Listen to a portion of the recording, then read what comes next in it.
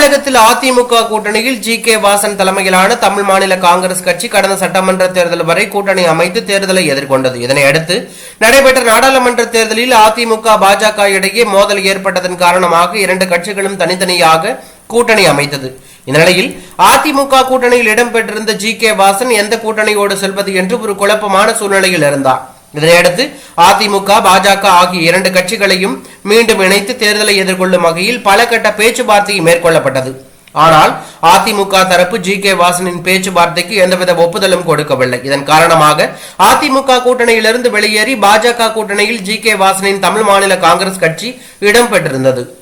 நாடாளுமன்ற தேர்தலில் அந்த கட்சிக்கும் 3 தொகுதிகள் ஒதுக்கீடு செய்யப்பட்டிருந்தது. காங்கிரஸ் கட்சியின் பாரம்பரியத்தை கொண்ட ஜி.கே. வாசன் பாஜகவுடன் நேரடியாக கூட்டணி வைத்ததை விரும்பாத அந்த கட்சி நிர்வாகிகள் அடுத்தடுத்து அந்த கட்சியிலிருந்து வெளியேறி காங்கிரஸ் கட்சியில் இணைந்தார்கள். ஒரு சிலர் அதிமுக மற்றும் திமுகவிலும் இணைந்தார்கள். இந்நிலையில் ஜி.கே. வாசனுக்கு ஷாக் கொடுக்கும் வகையில் தமிழ் மாநில காங்கிரஸ் கட்சியை சேர்ந்த மாவட்ட செயலாளர் ஒருவர் எடப்பாடி பழனிசாமி முன்னிலையில் அதிமுகவில் இணைந்துள்ள சம்பவம் பரபரப்பை ஏற்படுத்தியுள்ளது.